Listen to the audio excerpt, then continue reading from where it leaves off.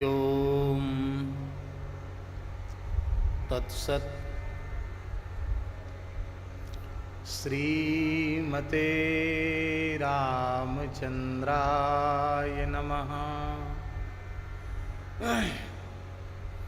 ओम नमः परमहंसास्वादितचरणकमलचिन्मकरन्दाय भक्तजनमानसनिवासाय श्रीरामचंद्राय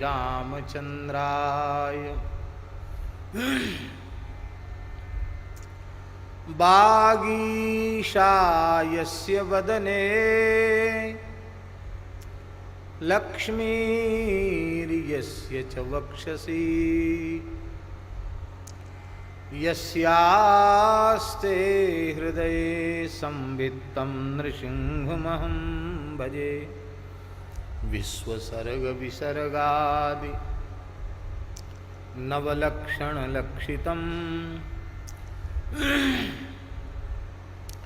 श्रीकृष्णाख्यं परं धाम जगद्धाम नमामि तत्। प्रह्लाद नारद पराशर पुंडरीक व्यासाम्बरीश शुक शौनक भीष्मदाल्भ्यान् रुक्मांगदार्जुन वसिष्ठ विभीषणादीन् पुण्यानिमान् परम भागवतान् नमामि। वाञ्छाकल्पतरुभ्यश्च कृपा सिन्धुभ्य एव च पतितानां पावनेभ्यो वैष्णवेभ्यो नमो नमः। सीतानाथसमारम्भां श्रीरामानन्दार्यमध्यमाम् अस्मदाचार्यपर्यन्तां वन्दे गुरुपरम्पराम्। भक्त भक्ति भगवंत गुरु चतुर नाम बपुएक, इनके पद वंदन किए नाशें विघ्न अनेक।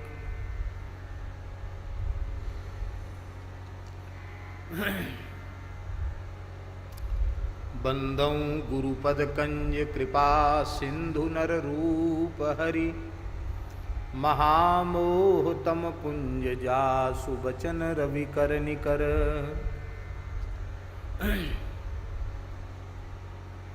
महामोह तम पुंज जासु बचन रवि कर निकर। बंदौ तुलसी के चरण, जिनकी नो जग काज। कलि समुद्र बूढ़त लख्यो, प्रगट्यो सप्त जहाज।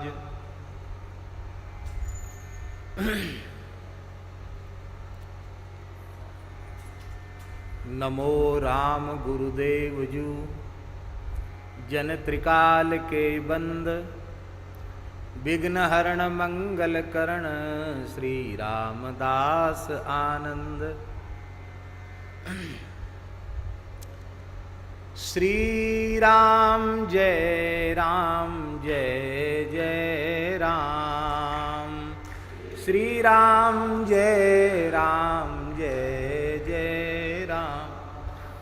श्री राम जय जय राम। श्री राम जय जय। श्री राम जय जय राम। श्री राम जय श्री राम जय जय राम। श्री राम जय जय राम।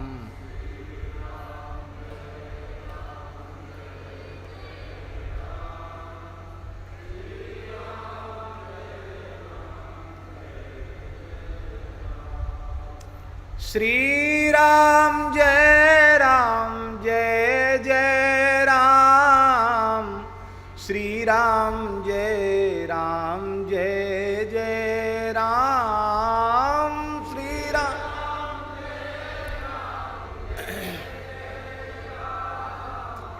श्री राम जय जय राम, श्री राम जय जय राम, श्री राम जय जय राम, श्री राम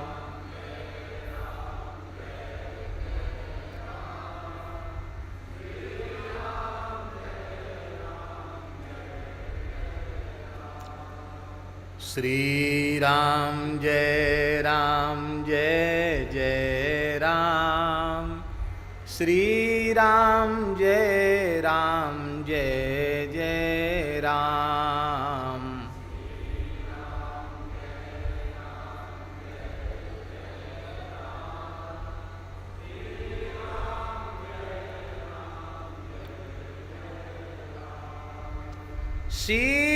सीताराम जय सीताराम, राधे श्याम जय राधे श्याम,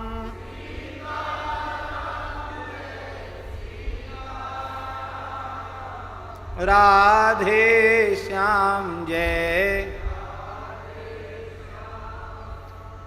जय श्यामा जय श्याम, जय श्री वृंदावन धाम, जय श्यामा जय श्याम, जय श्री वृंदावन धाम, श्री राम जय जय राम, श्री राम जय जय राम,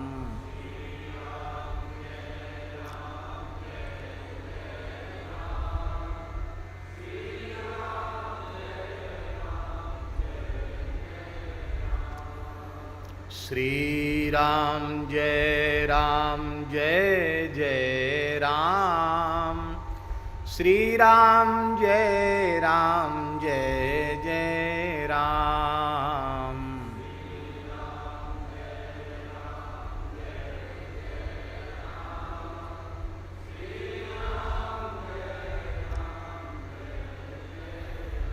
श्री सीताराम नाम महाराज की जय, श्री सीतारामचंद्र भगवान की जय, श्री वृंदावन बिहारी लाल की जय, श्री यमुना महारानी की जय, श्री गिरिराज महाराज की जय, श्री सूरश्याम गोधाम की जय, श्री जड़खोर गोधाम की जय, श्री पथमेड़ा गोधाम की जय, श्री 84 कोस ब्रजमंडल धाम की जय,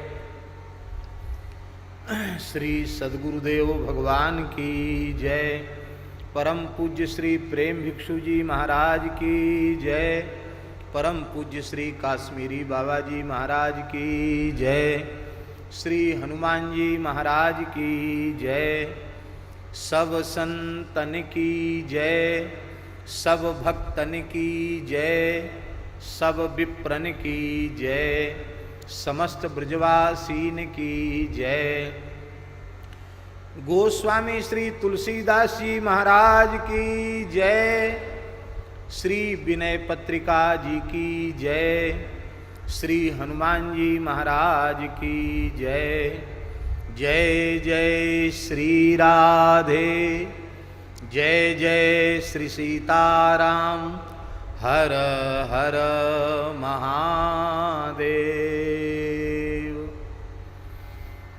हरिशरणम भक्तवांछा कल्पतरु, भक्तवत्सल शरणागत वत्सल,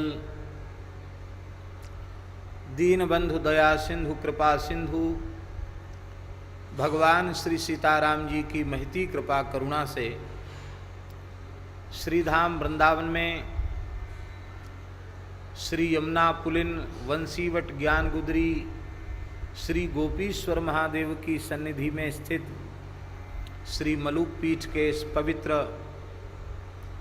परिसर में हम आप सब मानव जीवन का सर्वोत्कृष्ट फल सत्संग श्री विनय पत्रिका जी के माध्यम से प्राप्त कर रहे हैं। कल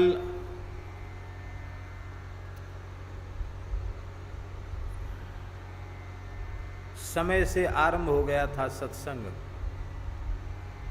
और बीच में ही बिजली चली गई, इन्वर्टर भी जवाब दे गया, जनरेटर भी सीज हो गया। रात्रि भर जैसे तैसे व्यतीत हुआ। छत पर सोए थे, वहाँ भी पानी आया। अब वहाँ भी आया था पानी, पर दास ने सोचा कि पानी आवे तो आवे, थोड़ा भीजेंगे देखें। तो अपने सब कपड़ा ओढ़ लिए, वो सब भीज गए। फिर भी हम उठे ही नहीं। हमने कब उठेंगे नहीं जब तक बरसने, अब बरसने भीज तो गई है। तो राम जी की दया से रघुनाथ जी ने खूब स्नान कराया, सवस्त्र। अभी संभवतः वो सब कपड़े भी सूखे नहीं हैं और मोटर के कारण पानी की समस्या प्रायः हो जाती है। तो सवेरे से जल भी नहीं था, तो पुरानी गौशाला गए और वहाँ से पता नहीं कैसे अकस्मात प्रेरणा हुई, यमुना जी का दर्शन कर लेते हैं। फिर यमुना जी से सीधे राधा रानी मानसरोवर चले गए। वहाँ सवेरे का समय बहुत अच्छा व्यतीत हुआ, एकदम शांत एकांत। हमारे ब्रज का महान तीर्थ है मानसरोवर। राधा रानी के नेत्रों के जल से, विरहाश्रुओं से, प्रेमाश्रुओं से उसका प्राकट्य हुआ है। तो वहाँ पहुँच गए, वहीं स्नान। वहाँ तो जल खूब दिव्य निर्मल जल है। तो मानसरोवर में स्नान हुआ, मानसरोवर की परिक्रमा हुई। फिर वहीं विचार तो था ही नहीं वहाँ जाने का, तो फिर नित्य नियम का सामान, पाठ पूजा का सब वहीं मंगा लिया। तो पाठ पूजा करके वहीं कुछ अमनिया आ गया, वो श्री जी को भोग लग गया। वहीं कुछ पा करके फिर गौशाला गए और गौशाला से आए तो यहाँ दीनबंधु दास जी ने कहा कि जो जनरेटर जल गया है उसके तो इतने जल्दी संभव नहीं, उसको बदलना ही पड़ेगा, समय लगेगा उसमें। फिर ये किराए वाला जनरेटर आया, बोले जनरेटर आ जाएगा और सब शुरू हो जाएगा, तो आज आप थोड़ा विलंब से शुरू करना। कितने बजे तक आपका काम हो जाएगा? बोले 5:30 बजे तक ये सब काम हो जाने की संभावना है। उनके ठीक। तो 5:30 बजे तो व्यवस्था की दृष्टि से कहा गया, आधा घंटा हमको और अधिक विलंब हो गया स्नान आदि करने में, तो आज थोड़ा 1 घंटा विलंब हुआ, उसके लिए हम क्षमा प्रार्थी। और कल से एक उत्सव और आरंभ होगा। हमारे ब्रजमंडल में कौन नहीं जानता है परम पूज्य प्रातः स्मरणीय पंडित श्री गया प्रसाद जी महाराज गिरिराज जी वाले बाबा सरकार, उनके परम कृपा भाजन पूज्य बाबा ठाकुरदास जी का उत्सव प्रतिवर्ष सूर्यश्याम गौशाला में मनाया जाता है। कल वहाँ भी संक्षिप्त रूप में गिरिराज जी का अभिषेक और ग्वारियों का सत्कार, गो पूजन आदि होगा वहाँ भी। पर इस बार 3 दिन का उत्सव, गंगा दशहरा, निर्जला एकादशी और द्वादशी, ये 3 दिन का उत्सव यमुना मंदिर में होगा। श्री रश्मि भाई जी भीम जियानी, जो वल्लभ कुल के बड़े समर्पित वैष्णव हैं और पूज्य बाबा श्री ठाकुरदास जी का महान अनुग्रह उन्हें प्राप्त रहा। सूर्यश्याम गौशाला की सेवा में भी उनका खूब ध्यान रहता है और प्रतिवर्ष जो वार्षिक उत्सव सूर्यश्याम गौशाला का होता है, हर साल एक उत्सव होता है गौशाला का, उसमें पहले उत्सव से लेके अब तक लगातार 2006 से लेके अब तक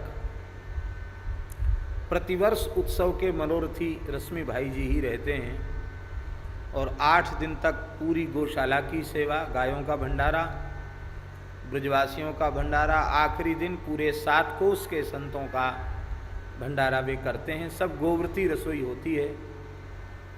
तो खूब समर्पित गोभक्त हैं, तो उनका भाव भी आया। इस समय लॉकडाउन चल रहा है ना, और वहाँ गांव में तो भीड़ इकट्ठी ज़्यादा हो जाएगी, तो इस दृष्टि से उनका भी निवेदन आया और अपने चंद्र सरोवर के श्री देवेंद्र जी और सब लोग, उनका ये आग्रह था, दास का भी भाव था। तो यमुना मंदिर में वो उत्सव कल से आरंभ है। 3 दिन श्रीमद् भागवत के मूल पारायण होंगे। 3 दिन में 3 पाठ होंगे भागवत जी के मूल, सस्वर होंगे। आप लोग कहेंगे 3 दिन में 3 पाठ कैसे होंगे? तो जानकारी की दृष्टि से हम आपको बता देते हैं।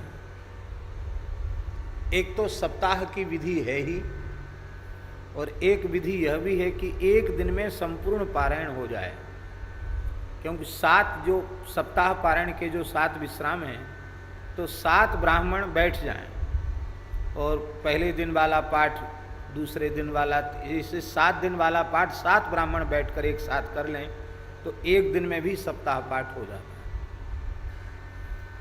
तो 3 दिन सप्ताह पाठ यमुना जी की सन्निधि में होगा। 3 भागवत जी के सप्ताह पाठ होंगे और नित्य श्री यमुना जी का फूल बंगला होगा। पुष्प के महल में श्री यमुना जी विराजेंगी। आखिरी दिन यमुना जी के साथ यहाँ भी और खाक चौक में भी थोड़ा फूलों का श्रृंगार होगा, फूल बंगला होगा। तो ये त्रिदिवसीय उत्सव है भागवत जी के पाठ का, और कथा का समय यथावत रखा गया है, पर कथास्थल ये न होकर यमुना जी का सत्संग भवन 3 दिन के लिए कथास्थल होगा। तो सब लोग वहीं बैठ कर के सत्संग लाभ प्राप्त करेंगे। ये यमुना जी वृंदावन का सबसे प्राचीन यमुना जी का स्वरूप है। ये जो यमुना मंदिर, आपने दर्शन किया है? नहीं किया? क्या कहना। जहाँ से रोड है ना, यहाँ 60-70 साल पहले यहाँ यमुना जी का इतना प्रवाह चलता था कि हाथी डूब जाए। नीचे सब यमुना जी के घाट हैं। ये खाकचौक आश्रम जो है ना, वो यमुना जी के घाट पे है। समय कितना बदल जाता है। हमारे महाराज जी कहते थे कि कितने पात्र यमुना जी में समाधि ले गए, कड़ाही और भगोना सब क्यों यहीं था ही। किसी ने भी सरका दिया, हाथ से खिसक गया, मनिया करते करते तो गया यमुना जी में। और इतना अथाह जल था यमुना जी में कि जो चला गया उसको फिर कोई निकालने वाला नहीं होता। हाथ ही डूब जाए, इतना गहरा जल। और गहराई में थी यमुना जी। यमुना जी गहराई में थी और ये ऊंचाई में था। तो बाढ़ के समय ऊपर तक जल जाता, पीछे की ओर फैलता था जल, पर यहाँ इधर नहीं आता था। ऐसा था पुराने समय में। उस समय श्री यमुना जी की आरती यहीं होती थी। तो अति प्राचीन यमुना जी विराजमान हैं। मंदिर बहुत जीर्ण शीर्ण हो गया था, एकदम जर्जर हो गया था। तो इंजीनियरों को दिखाया गया। उन्होंने कहा महाराज अब तो इसको द्वारा ही बनाना पड़ेगा, क्योंकि कितनी बाढ़ यमुना जी की झेली होगी। तो वो नीचे से ऊपर तक एकदम ऐसा हो गया है कि अब उसको द्वारा विसर्जित करके ही बनाना पड़ेगा। पहले यमुना जी नीचे थी, फिर ठोस करके यमुना जी को एक मंजिल ऊपर इसलिए कर दिया, नीचे से यमुना जी ठोस हैं, ऊपर तक एक मंजिल,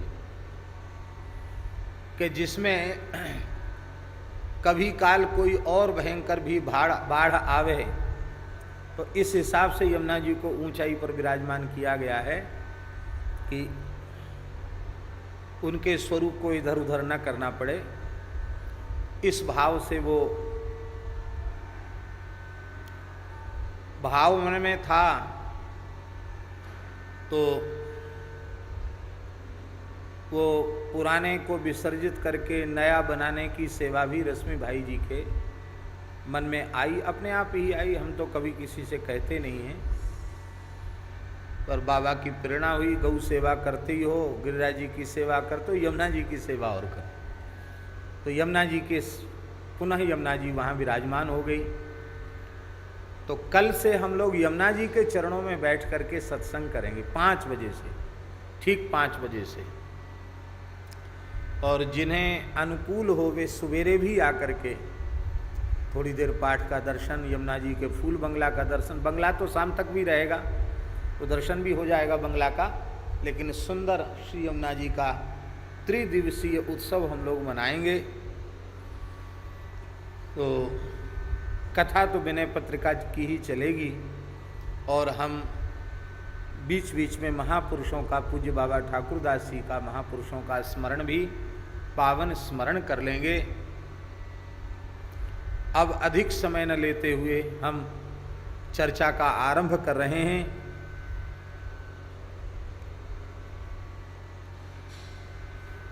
सारी तैयारी कर लेना कल की आप।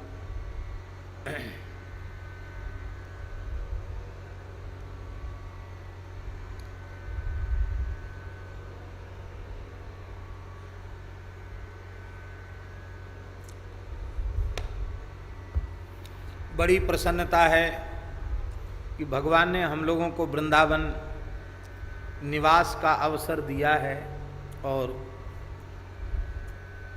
हमें खूब पहले दिन से ही पूज्य स्वामी श्री नवलराम जी की खूब स्मृति हो रही है। वो भी राजस्थान में विराज रहे हैं।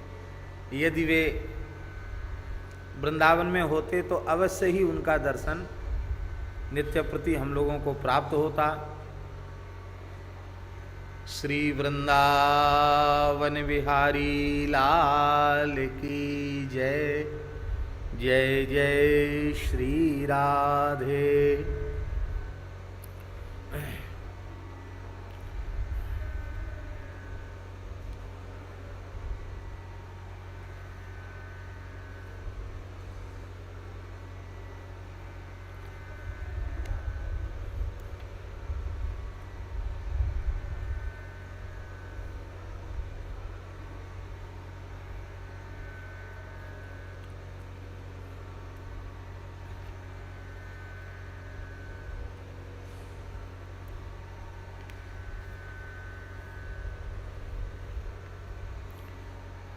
पद संख्या 25 श्री हनुमान जी की स्तुति का प्रकरण चल रहा है। जयत्यंजनी गर्भ अम्बोधि संभूत विधु विबुध कुल कैरवानंदकारी केसरी चारुलोचन चकोरक सुखद लोकगण शोक संतापहारी जयति जय बाल कपिकेली कौतुक उदित चंडकर मंडल ग्रास करता राहु रवि शक्र पवि गर्भ खरवी करण शरण भय हरण जय भुवन भरता जयति रणधीर रघुवीर हित देवमणि रुद्र अवतार संसार पाता। विप्र सुर सिद्ध मुनि आशीषाकार बपुस विमल गुण बुद्धि बारिधि विधाता। जयति सुग्रीव ऋक्षादि रक्षण निपुण बाली बलशाली बध मुख्य हेतु। जलधि लंघन सिंह सिंहिका मद मथन रजनिचर नगर उत्पात केतु। जयति भूनंदनी शोच मोचन विपिन दलन घन नाद बस विगत शंका। लूम लीला नल ज्वाल माला कुलत होलिका कर्ण लंकेश लंका। यहाँ तक कल हम स्मरण कर चुके हैं, 4 चरण और हैं। जयति सौमित्री रघुनंदना नंदकर ऋक्ष कपि कटक संघट विधाई। बद्ध बारिधि सेतु अमर मंगल हेतु भानुकुल केतुरण विजयदाई। जयति जय वज्रतनु दसन नख मुख विकट चंड भुज दंड तरु शैल पानी। समर तैलक जंत्र तिल तमीचर निकर पेरी डारे सुभट घाल घानी। जयति दस कंठ घट कर्ण वारिद नाद कदन कारण काल नेमि हंता। अघट घटना सुघट सुघट विघटन विकट भूमि पाताल जल गगन गंता। जयति विश्वविख्यात बानैत बिरदावली विदुष वर्णत वेद विमल बानी। दास तुलसी त्रास समन सीता रमण संग शोभित राम राजधानी। कल जयति भूनंदनी शोच मोचन विपुन दलन घननाद बस विगत शंका। लूम लीला नल ज्वाल माला कुलित होलिका कर्ण लंकेश लंका। इसकी चर्चा कल हम कर चुके हैं, लेकिन जो YouTube के माध्यम से सुनने वाले लोग हैं वो लोग कल की चर्चा नहीं सुन सके। कोई बात नहीं, कुछ ना कुछ घाटा तो हो गई, लेकिन चर्चा कल हो चुकी है। पर इसका सरलार्थ हम निवेदन कर देते हैं। जयति भूनंदनी शोच मोचन। हे श्री हनुमान जी महाराज, आपकी जय हो। भूनंदनी जनक राज नंदनी विदेह राज नंदनी श्री भूमि नंदनी श्री जानकी जी के आप शोच का मोचन करने वाले हैं। कल हमने कहा था कि भूनंदनी कहने का प्रयोजन यह है कि भूभार हरण, क्योंकि धरती माता अत्यंत व्याकुल है, अत्याचार असुरों के भार से पीड़िता हैं, इसलिए भूनंदनी शोच मोचन विमोचन कहा गोस्वामी जी ने। और विपिन दलन घननाद वश विगत शंका, कैसे अशोक वाटिका को ध्वंस किया हनुमान जी ने। और मेघनाद ने कैसे हनुमान जी को ब्रह्म अस्त्र से बांधा। फिर भी हनुमान जी विगत शंका हैं, उनके मन में कोई भय शंका संदेह नहीं है, क्योंकि वे जान करके उस बंधन को स्वीकार कर रहे हैं। क्यों हनुमान जी ने जानकर बंधन स्वीकार किया? बोले लूम लीला नल ज्वाल माला कुलित होलिका कर्ण लंकेश लंका। लंकेश की जो लंका है, उस लंका का होलिका कर्ण, हनुमान जी ने लंकेश की लंका की होली जलाई। कैसे जलाई होली? बोले होली में आग देते हैं, अग्नि देते ना, होली में अग्नि लगाते हैं। तो हनुमान जी ने अग्नि कैसे लगाई? तो लूम लीला नल ज्वाल माला कुलित। हनुमान जी की जो लूम है, पूछ है, उस पुच्छ को ही पकड़ करके लंका रूपी होलिका में उन्होंने आग लगाई। होलिका राक्षसी लंका को ही होलिका का रूपक दिया और कहा होलिका रूपी लंका में हनुमान जी ने आग लगाई। अब यहाँ एक प्रश्न है शास्त्री जी, यहाँ एक प्रश्न है कि होलिका जलाई गई पौराणिक इतिहास के अनुसार, तो होलिका तो जल गई, पर बच कौन गए? प्रहलाद जी। तो लंका रूपी होलिका जली, उसमें बचा कौन है? ध्यान में आई बात। तो यहां गोस्वामी तुलसीदास जी महाराज हनुमान जी को तो नृसिंहोपमा दे रहे हैं,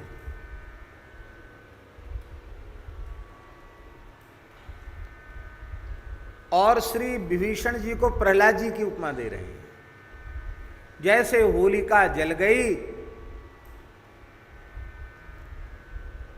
जैसे होलिका जल गई और श्री प्रहलाद जी बच गए, ऐसे ही जारा नगर निमिष एक माही, एक विभीषण कर ग्रह नाही। विभीषण जी बच गए। तो कल इस पूरे पद्य का, भाग का, इस छंद का हम स्मरण कर चुके हैं।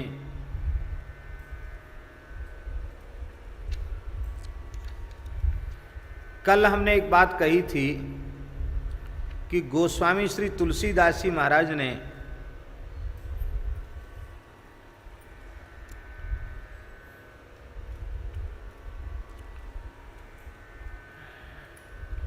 लंका दहन लीला का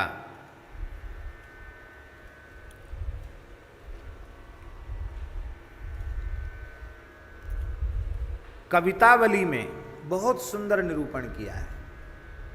गोस्वामी तुलसीदास जी की द्वादश ग्रंथावली है, उसमें कवितावली में गोस्वामी तुलसीदास जी महाराज ने लंका जलाने की जो लीला है हनुमान जी की, लूम लीला नलज्ज्वालमाला कुलित, लूम लीला, इसलिए हनुमान जी की इसको लीला कहा। लीला पूर्वक माने खेल खेल में हनुमान जी ने लंका जला दी, लीला पूर्वक जला दी। तो कैसे लंका जलाई? होलिका कर्ण लंकेश लंका। तो हम इसलिए निवेदन कर रहे हैं कि विनय पत्रिका के इस 25वें पद के 5वें चरण की व्याख्या में यदि कवितावली का लंका दहन न कहा जाएगा तो हम ऐसा समझेंगे कि बहुत कमी रह गई, कि इसकी पद्य की ठीक से व्याख्या नहीं हुई। गोस्वामी जी देखिए,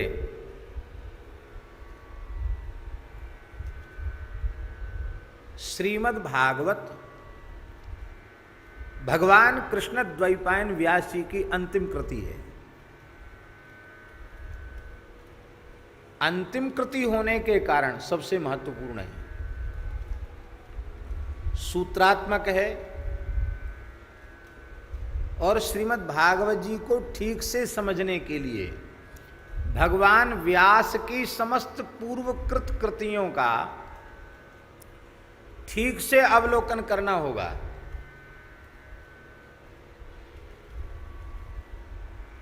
बिना व्यास जी की पूर्व कृतियों के अवलोकन के श्रीमद् भागवत का तात्पर्य समझ में नहीं आ सकता है। श्रीमद् भागवत को समझने के लिए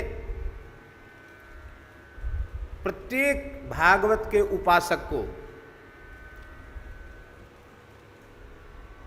कम से कम आद्योपांत श्री महाभारत का पारायण करना चाहिए।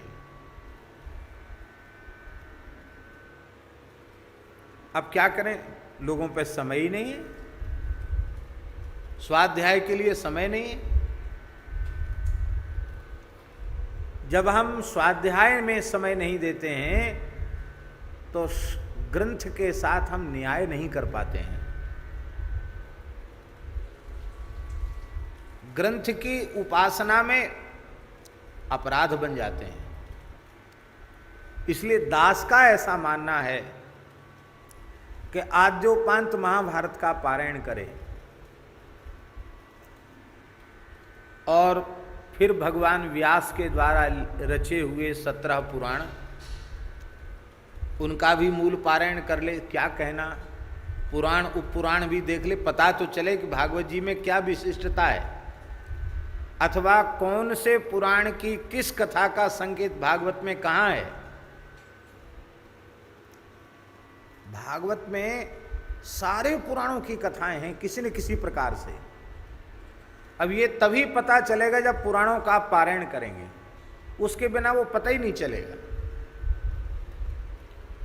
और ब्रह्म सूत्र को भी ठीक से पढ़ना होगा तो उपनिषद, गीता, ब्रह्मसूत्र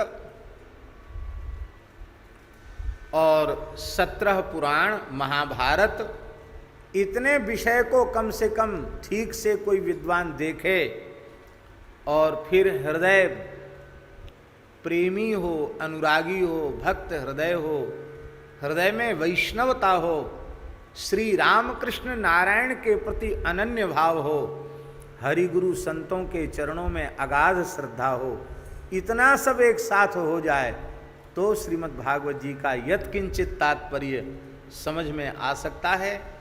अन्यथा इसी को कहते भक्त्या भागवतम विद्यात। ये सब होने के साथ भक्ति होनी जरूरी है। भक्त्या भागवतम विद्यात विद्यया न च ठीकया। और विद्यावताम भागवते परीक्षा तो है ही है, पर ये होगा कब? जब श्री वल्लभाचार्य जी की यह वाणी हम अक्षरशः मानेंगे, वृत्त्यर्थम नैव युंजीत प्राण कंठ गतैरपि। प्राण यहाँ तक आ जाए तो भी भागवत की कथा को, रामायण की कथा को रोजी रोटी मत बनाओ। अत्यंत निष्काम भाव से, निर्लोभ वृत्ति से भगवत भागवत चर्चा करो।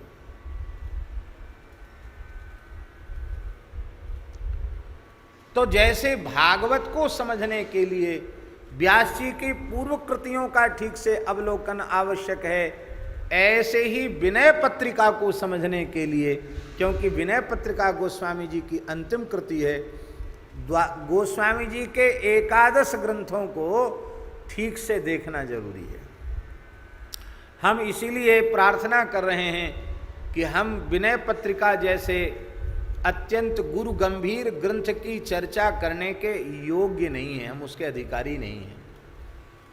क्योंकि हम अधिकारी तब अपने को यत्किंचित मान सकते थे जब हमें तुलसीदास जी की एकादश कृतियों पर अधिकार होता। हम तो रामचरितमानस का भी ठीक से अभ्यास हमको नहीं है, तो एकादश ग्रंथावली ठीक से समझ लेवे तो वो कह सकता है। यहाँ जो कुछ हम निवेदन कर रहे हैं इसमें निज बुद्धि बल भरोस मोहि नाही है ही नहीं, तो भरोसे ही करना व्यर्थ है। जो कुछ कह रहे हैं केवल और केवल श्री सद्गुरु भगवान के अनुग्रह से कह रहे हैं, उनकी कृपा से कर रहे हैं। श्री प्रेम भिक्षु जी महाराज की कृपा से कर रहे हैं, श्री तुलसीदास जी महाराज की कृपा से कर रहे हैं। तो ठीक इसी प्रकार से विनय पत्रिका में एकादश ग्रंथों के सूत्र प्राप्त होते हैं। और आप जब से ये प्रवचन चल रहा है, आज कितने दिन हो गए हैं? 29वां, आज 29 दिन हो गए। तो आपने देखा होगा कि कवितावली, दोहावली, रामचरितमानस सब आ गए कि नहीं? कहीं न कोई सूत्र आ ही जाता है गोस्वामी जी का। इतना अद्भुत यह विनय पत्रिका का स्वरूप है। तो लंका दहन जो इस पंक्ति में गोस्वामी जी ने 25वें पद्य के 5वें चरण में जो वर्णन किया है, उसका वर्णन कवितावली में, उसका व्याख्यान गोस्वामी जी ने किया है। माने कवितावली के इस व्याख्यान को सूत्रात्मक रूप में विनय पत्रिका के 25वीं संख्या के पद के 5वें पद्य में, चरण में गोस्वामी जी ने इसके ही सूत्रात्मक स्वरूप को प्रस्तुत किया है। इसलिए उस सूत्र की व्याख्या करने के लिए कवितावली का लंका दहन पढ़ना पड़ेगा। अब हम केवल पद्य पढ़ रहे हैं और आवश्यक होगा तो कहीं उसकी हिंदी अर्थ भी करेंगे, पर आप ध्यान से सुनेंगे तो आपको बहुत रस मिलेगा और सब समझ में आ जाएगा।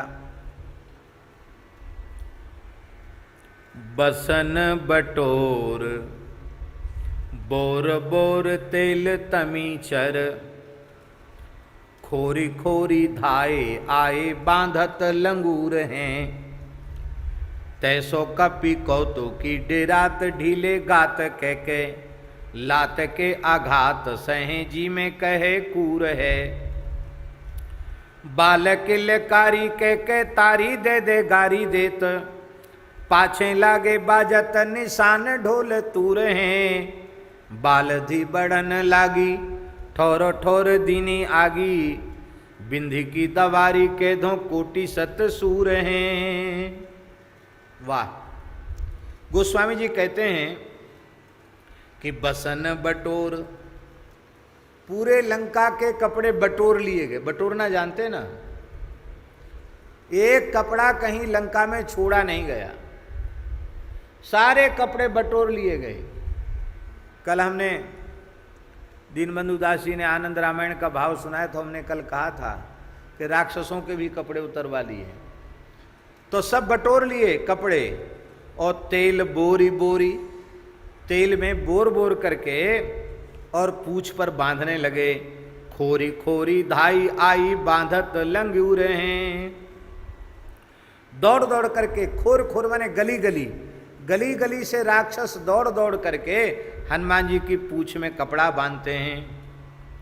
और हनुमान जी क्या करते हैं? तैसो कपि कौतुकी डेरात ढीले गात कह के।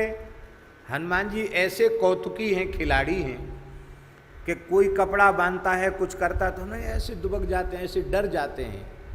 अरे इतना विशाल बंदर डर गया देखो हमसे, और जो डर जाता उसको और ज़्यादा डराया जाता। लात के आघात सहें, वो राक्षस आकर हनुमान जी को लात मारते हैं, चरण प्रहार करते हैं। जी में कहे कूर है, जी में कहे कूर है। ध्यान में आई बात?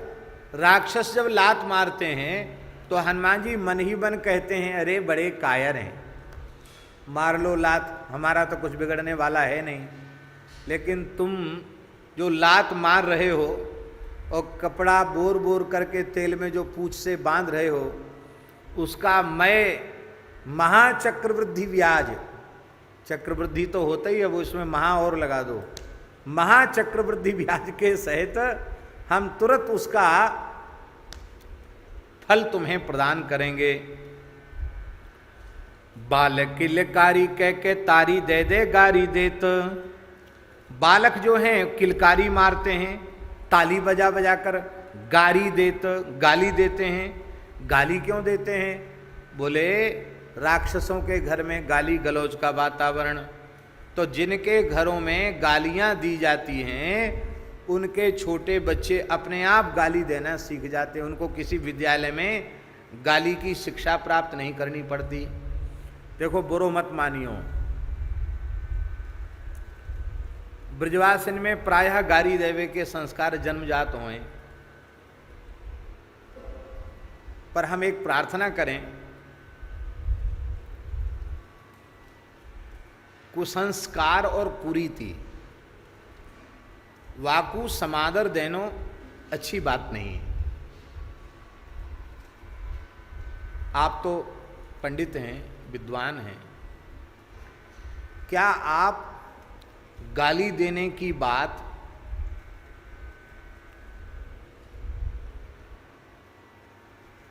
आर्ष वाक्यों से प्रमाणित कर सकते हैं?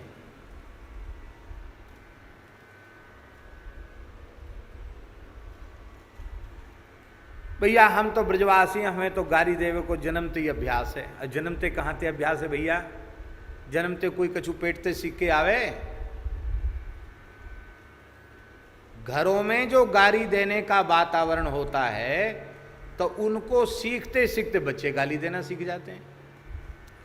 जिनके घरों में गाली गलौज का वातावरण नहीं होता उनके बच्चे कभी गाली नहीं देते हैं। यहां गोस्वामी तुलसीदास जी कह रहे हैं कि जिनके घरों में गाली गलौज होता है वो राक्षस हैं, और जब गाली गलौज घर में होता वो राक्षस हैं, तो राक्षसों के बच्चे गाली देते हैं। जो देवताओं के बच्चे होंगे, जो पवित्र सात्विक संस्कार संपन्न होंगे, वे कभी गाली नहीं देंगे। जो राक्षसों के बच्चे होंगे वही गाली देंगे। तो अब ये अपने आप में निर्णय कर लो कि हम राक्षस हैं कि हम सच्चे अर्थ में देवता हैं, क्या हैं। एक बहुत अच्छे महापुरुष थे वृंदावन के, पूज्य परम पूज्य प्रातः स्मरणीय श्री मोटे गणेशी वाले महाराज जी, चतुर्वेदी थे वो, पंडित श्री दुर्गा प्रसाद जी चतुर्वेदी। हमारे अपने विश्वास के अनुसार वे भगवत साक्षात्कार संपन्न महात्मा थे। आपने दर्शन किया उनका? भंडारी जी ने भी दर्शन किया, दास ने भी दर्शन किया, बड़ी कृपा थी। हमारे पूज्य गुरुदेव भक्तमाली जी ने 1 महीना उनको कथा सुनाई। समय शब्द की एकता का बहुत ध्यान रखते थे।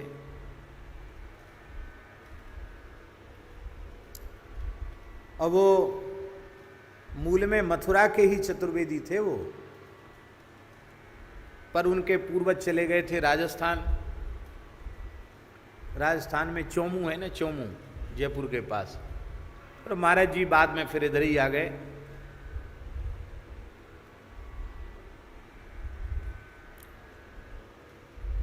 तो भगवान श्री कृष्ण का कई बार प्रत्यक्ष दर्शन उन्हें प्राप्त हुआ था,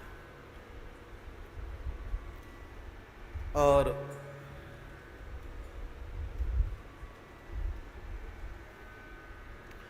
भगवान श्री कृष्ण की ग्वाल मंडली में एक सखा था शुकदेव। उस सुखदेव नामक सखा के वे स्वरूप थे, ऐसा अनुभव में आता था। और हमारे यहाँ जो पूज्य परमहंसी महाराज हैं, उन्होंने कई वर्षों तक उनके घर में जाकर सेवा की।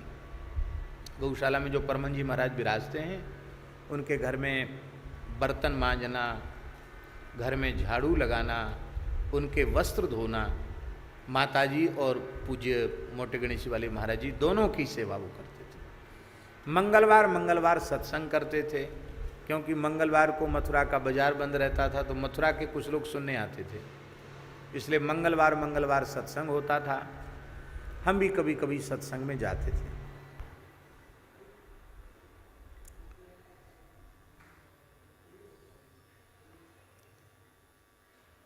वृंदावन बिहारी लाल की जय। बड़े समर्थ महापुरुष थे मोटे गणेशी वाले महाराज जी, उच्च कोटि के महात्मा थे। उनकी वाणी ऐसी थी, सीधे चोट करती थी हृदय पर, ऐसी वाणी थी।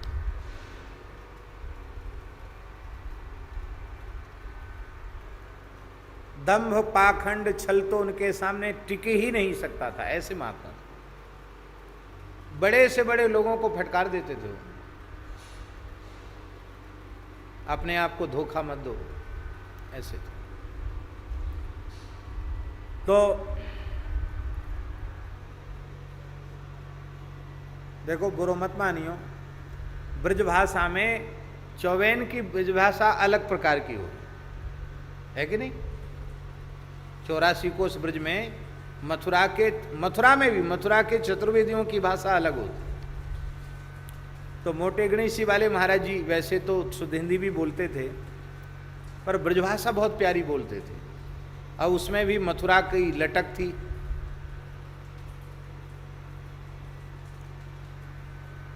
तो पूज्य श्री मोटे गणेशी वाले महाराज जी की बात वे कहते थे कि भैया, हम तो वायु को ब्रजवासी माने, जो श्री कृष्ण के संग खेले खाए, श्री कृष्ण की लीला को याई देह सो इन्हीं आँखन सो अनुभव करे, हम तो वायु को ब्रजवासी माने हैं, ये कहते थे। कितनी प्यारी बात, ब्रजवासी की परिभाषा। ब्रजवासी कौन? बोले जो कन्हैया के संग खेले खाए गैया चरावे, लीलान को प्रत्यक्ष अनुभव करे, सोई ब्रजवासी। वे कहते थे भैया गारी देवे तो तुम ब्रजवासी नहीं है जाओगे, हमें गारी दे दी तो हम ब्रजवासी है गए। ऐसो भजन करो, ऐसो भजन करो कि ठाकुर जी के साथ तुम खेलवे लग जाओ, तो तुम ब्रजवासी कहलावे के योग्य होगे। तो यहाँ गोस्वामी तुलसीदास जी महाराज कह रहे हैं कि राक्षसों के जो लड़के हैं, बच्चे हैं, वो गाली दे रहे हैं हनुमान जी को, ताली बजा बजा कर गाली दे रहे हैं। क्यों दे रहे हैं? बालक गारी क्यों दे रहे हैं? बाल किलकारी कह के तारी दे दे गारी दे दे, इसलिए गाली दे रहे हैं क्योंकि घरों में राक्षसों के गालियां दी जाती हैं और उन्हीं के संस्कार उन छोटे बालकों में पड़ गए। तो इससे समझ में आ गई बात कि नहीं? यदि हमारे घरों में गाली दी जाती है तो मैया बाप हमारे राक्षस हैं, और राक्षसों के पास अच्छे संस्कार कहाँ से मिलेंगे? इसलिए न गाली देनी चाहिए। और ये गाली पूज्य श्री गोकुल भवन वाले परमन जी महाराज ने कहा, जब कोई व्यक्ति गाली देता है तो शब्द जलते हुए भयंकर काले रूखे राक्षसों के आकार के शब्द उसकी वाणी से निकलते हैं और वे उस व्यक्ति को श्राप देते हुए जाते हैं, गाली देने वाले को, कि मेरा प्रयोग भगवान नाम कीर्तन में करना चाहिए था, अच्छी चर्चा में करना चाहिए था, तुमने हमारा प्रयोग गालियों में किया है। जैसे हम जल रहे हैं ऐसी तुम जन्म जन्म तक ऐसे ही जलते रहोगे। जब तक वे शब्द ब्रह्म है और ब्रह्म अक्षर है, अक्षर माने जिसका क्षरण न हो, इसलिए गाली के शब्द जब तक आकाश में व्याप्त रहते हैं तब तक गाली देने वाले को दुख देते रहते हैं। इसलिए महाभाष्यकार पतंजलि ने कहा है, एकः शब्दः सम्यक् ज्ञातः सुष्ठु प्रयुक्तः स्वर्गे लोके च कामधुक् भवति।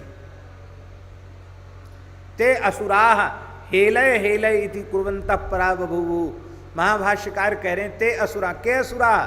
असाधु शब्द प्रयोक्तार एवं असुराः, जो असाधु शब्द का प्रयोग करते हैं, अशुद्ध शब्दों का उच्चारण करते हैं, वे ही असुर हैं। ये महाभाष्यकार पतंजलि कह रहे हैं। अशुद्ध शब्दोच्चारण करने वाले को बार बार पराजित होना पड़ेगा। इसलिए किसी भी अवस्था में चाहे जैसी विकट परिस्थिति आवे, आपको कोई भले ही भयंकर से भयंकर गाली दे, पर आप उत्तर में गाली न दें, किसी को गाली न दें। गाली देने वाला झूठ ही बोलता, सत्य बोलता है क्या? गाली में जो भी गाली वो दे रहा है वो बात सच्ची तो है नहीं, तो झूठी है बात। और जब बात झूठी है तो आपको क्रोध क्यों आना चाहिए? झूठी बात को तो सुनकर आपको हंसी आनी चाहिए, कितना मूर्ख है, झूठी बात बोल रहा है। इस प्रकार से गाली सुनकर भी क्रोध से बचा जा सकता है। दूसरा उपाय यह है कि अपने मन में पक्का निश्चय कर लो कि हमने कौन सी भाषा पढ़ी है। जो भाषा हमने पढ़ी है उसका भाव हम समझेंगे, जो भाषा हमने पढ़ी ही नहीं है उसका भाव हमारे क्या पल्ले पड़ेगा। हमने अंग्रेजी नहीं पढ़ी, नहीं पढ़ी तो उसकी हमें कोई ग्लानि नहीं, और हमें कभी इच्छा भी उत्पन्न नहीं होती कि हम अंग्रेजी पढ़ लें, ये भी बात है। उसकी ग्लानि भी नहीं है और सीखने की इच्छा भी नहीं है, दोनों ही बातें। अब अंग्रेजी में हमको कोई गाली दे या हमारी स्तुति करे तो हमारे चित्त पर उसका प्रभाव होगा? क्यों? हम अंग्रेजी पढ़े ही नहीं, चाहे गाली दो चाहे स्तुति करो, हमारे लिए तो बराबर है। ऐसे ही अपने मन में यह पक्का निश्चय कर लो, हम तो कथा कीर्तन की ही भाषा पढ़े हैं, सत्संग की भाषा पढ़े हैं, गाली गलौज की भाषा हमने कभी पढ़ी ही नहीं, ये हमारे से कोसों दूर है। इसलिए जब उस भाषा को हम समझते ही नहीं, उस भाषा का हम व्यवहार ही नहीं करते हैं, तो उसका प्रभाव हमारे चित्त पर क्यों करो? उसका प्रभाव हमारे चित्त पर नहीं होना चाहिए। पर बड़े दुख की बात है, नेक नेक सी गाली के लिए लोग मरने मिटने के लिए तैयार हो जाते हैं।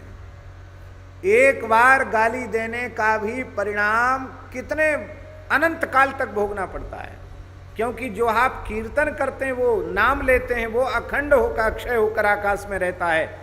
गाली वाला शब्द भी अक्षय होकर आकाश में रहता है।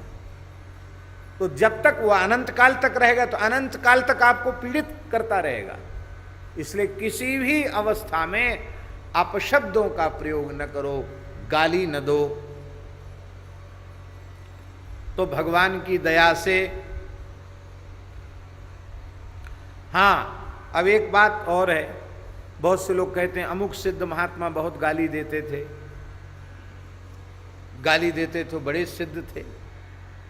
लोग कहते हैं ना अमुक महात्मा बड़ी गाली देते थे, वो बड़े सिद्ध थे, बड़े ऊंचे महात्मा थे।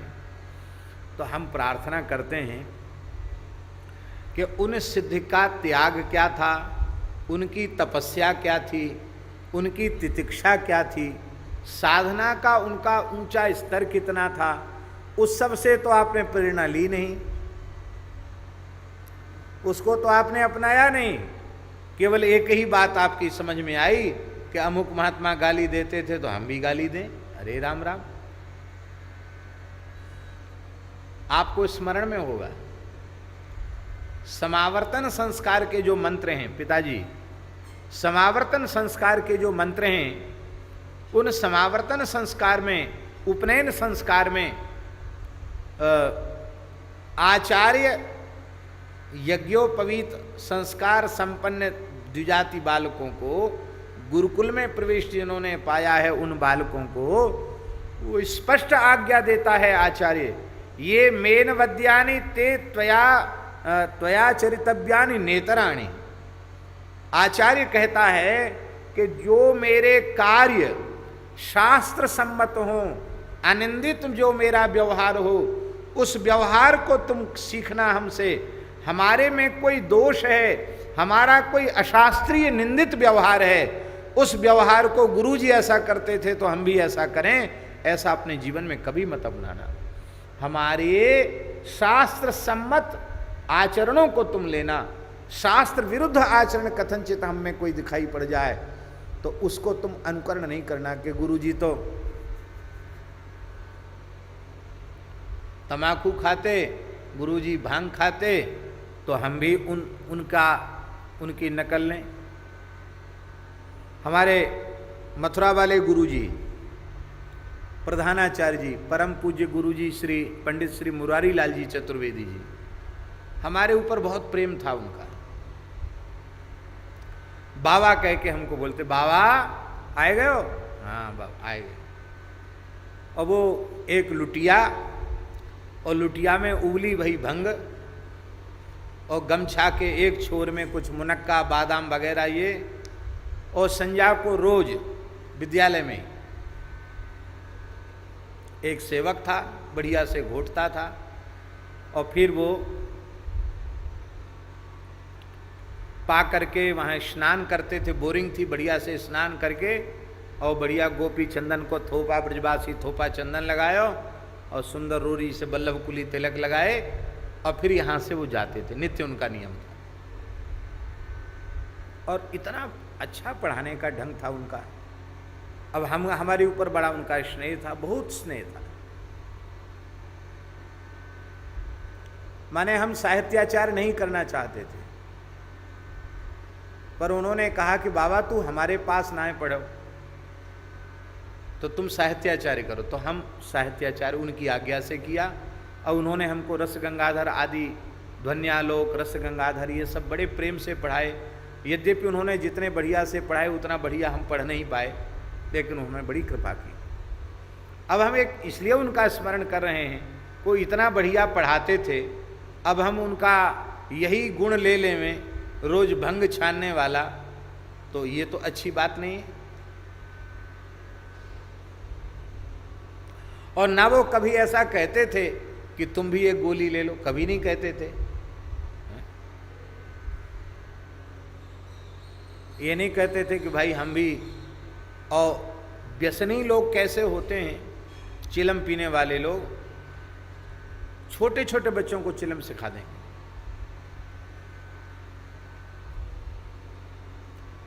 ये मेनवद्यानी जो हमारे अनवद्य निष्पाप निर्दोष कर्म हैं उन्हीं का अनुकरण करना। जो मेरा व्यवहार शास्त्र सम्मत नहीं है उस व्यवहार को गुरुजी ऐसा करते हैं ऐसा प्रमाण मानकर कभी मत करना। इसका मतलब हम जो करते हैं सो मत करो, हम जो कहते हैं सो करो। तो इसलिए कोई बड़े से बड़ा सिद्ध महात्मा भी गाली देने वाला हो तो गाली देने की प्रेरणा यह एक दोष है, उस दोष को कभी आदर्श मानकर अपने जीवन में अपनाना नहीं चाहिए। बालक किलकारी कह के तारी दे दे गारी देत, पाछे लागे बाजत निशान ढोल तू रहे। बालक ताली बजाकर गाली दे रहे हैं और ढोल धमाका हो रहा है, तुरही बज रही है। बालधि बढ़न लागी, जैसे ही आग बढ़ने लग गई, ठोर ठोर दीनी आगी। हनुमान जी पूछ बढ़ाए जा रहे थे और जब पूरे लंका के गली कूचे में सब जगह पूछ ही पूछ हो गई, लंका की कोई गली कूचा नहीं बचा जहां हनुमान जी की पूछ ना हो। माने हनुमान जी ने कहा ज्यादा परिश्रम की जरूरत नहीं है, अपने घर से आओ, तुरंत कपड़ा बांधो, तुम्हारे घर में जितना घी तेल कपूर वगैरह हो सब लगा दो। सब का सब लगा दिया हनुमान जी के। अब गोस्वामी जी उपमा दे रहे हैं, ऐसे लग रहा था बिंधि की दवारी कैदों कोटि सत सूर हैं। ऐसे लग रहा था मानो पूरे विंध्याचल में दावा न लग गया हो। ध्यान में आई बात, हनुमान जी की पूछ पिताजी इतनी पतली नहीं थी, इतनी मोटी पूछ हनुमान जी ने अपनी कर ली थी कि वो विंध्याचल पर्वत के समान लग रही थी। और उसमें आग लगाई गई तो ऐसे लगा मानो पूरा विंध्याचल पर्वत जल रहा हो।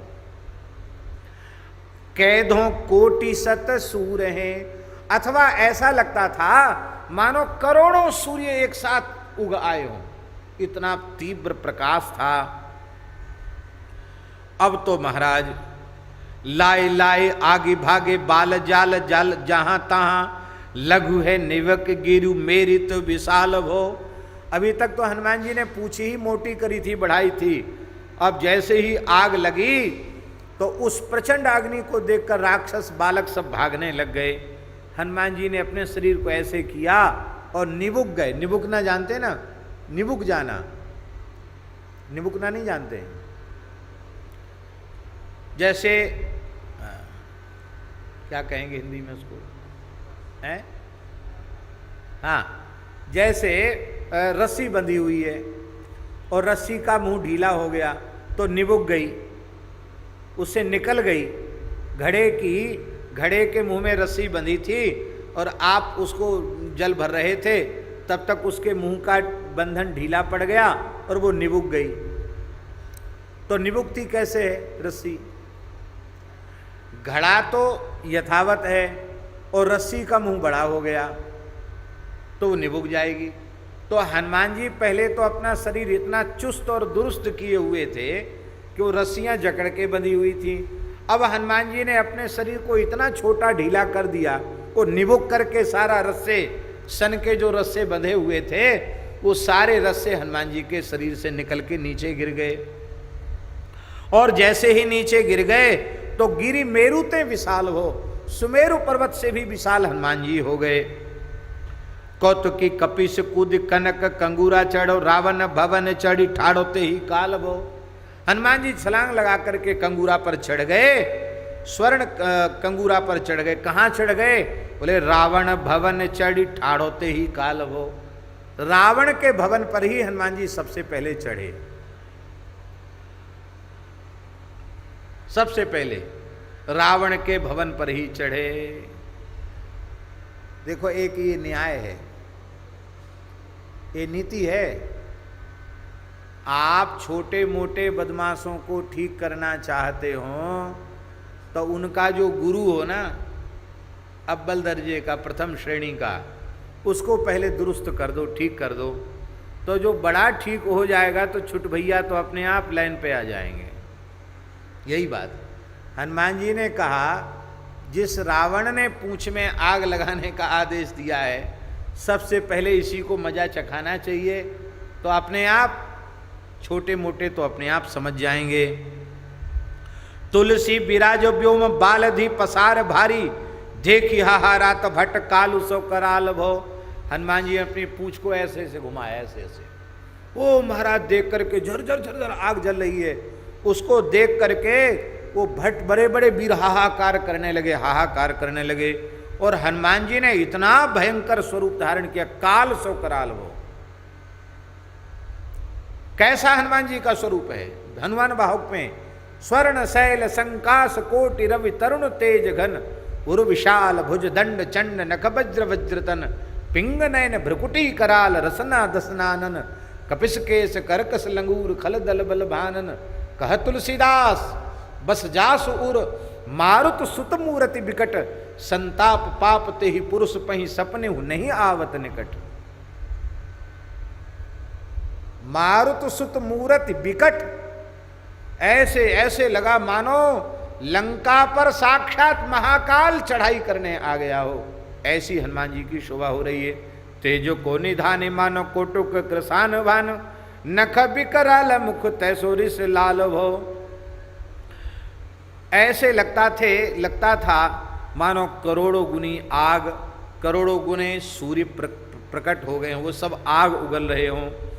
और हनुमान जी के नख भी बड़े बड़े हो गए, नख विकराल हो गए, अग्नि भी लाल लाल, और हनुमान जी का मुखारविंद भी एकदम रक्त वर्ण का हो गया, लाल वर्ण का हो गया। हनुमान जी भी लाल, नख भी लाल लाल।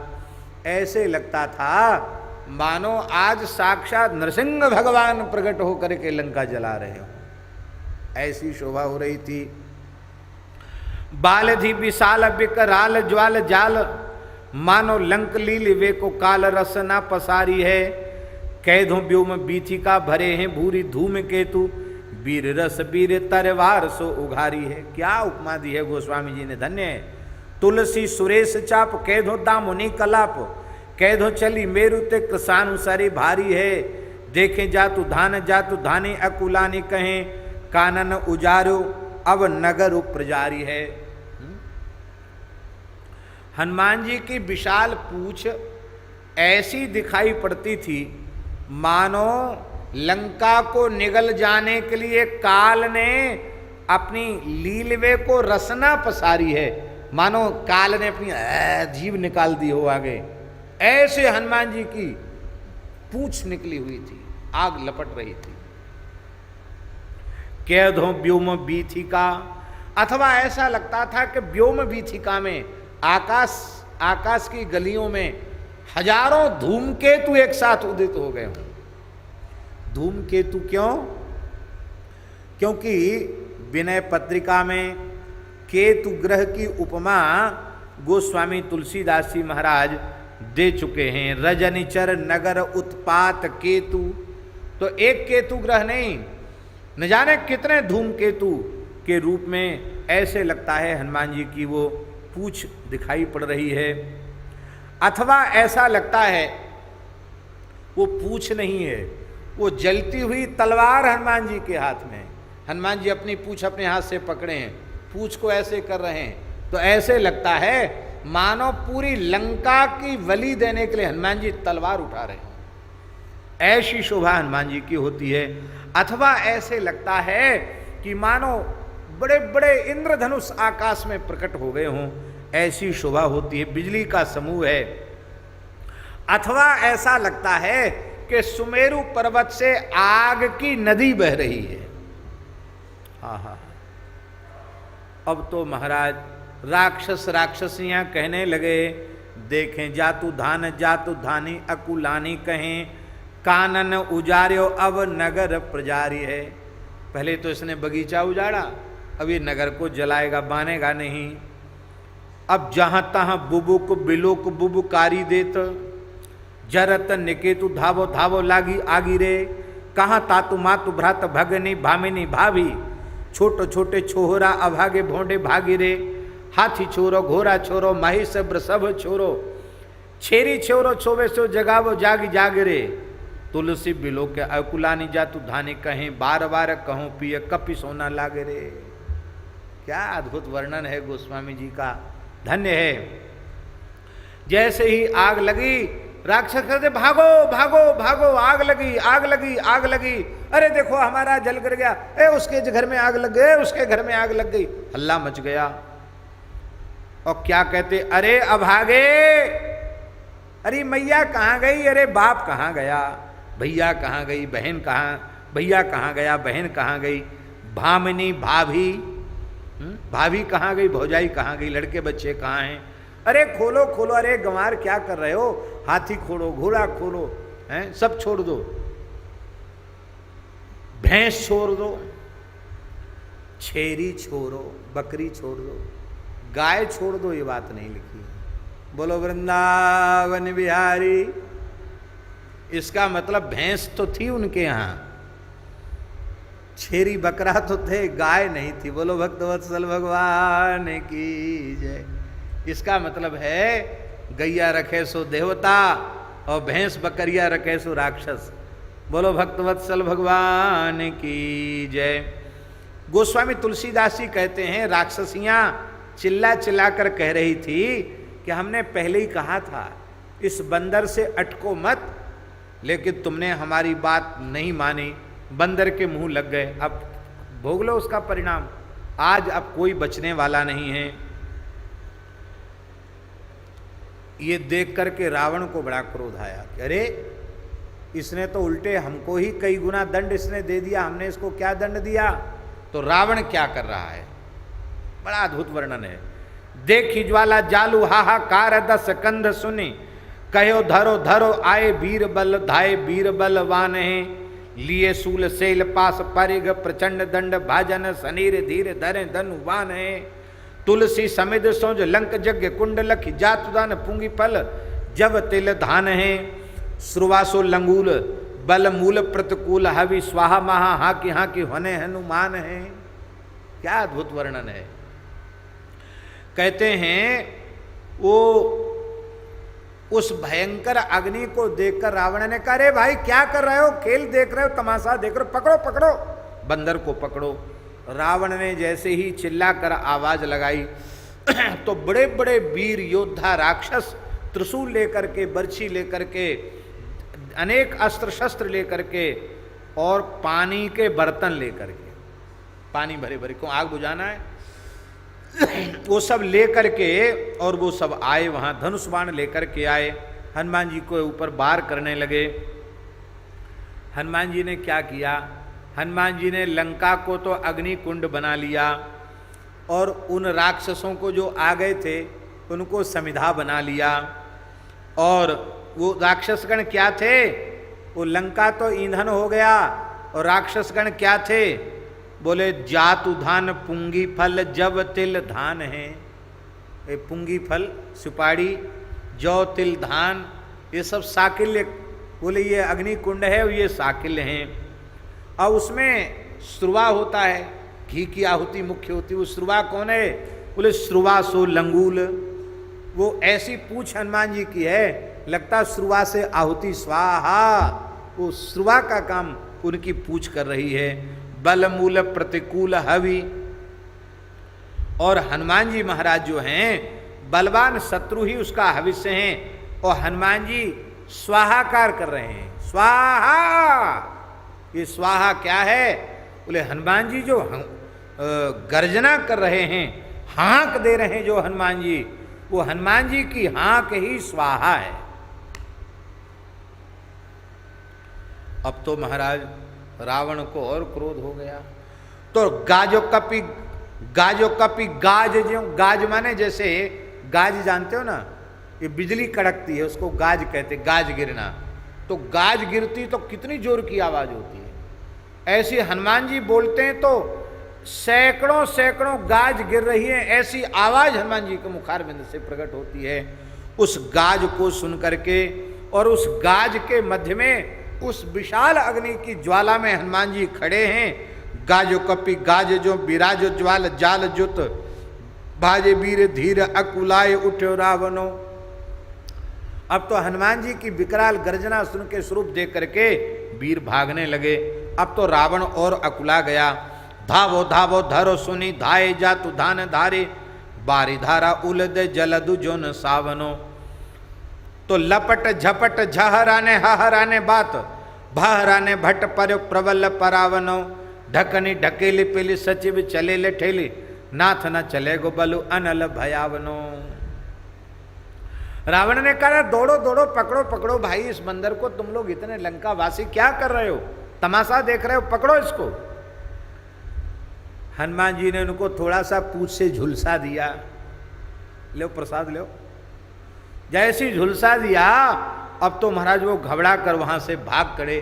बड़े बड़े वीर आग के सामने कौन जावे महाराज, सब भाग करके खड़े हो गए।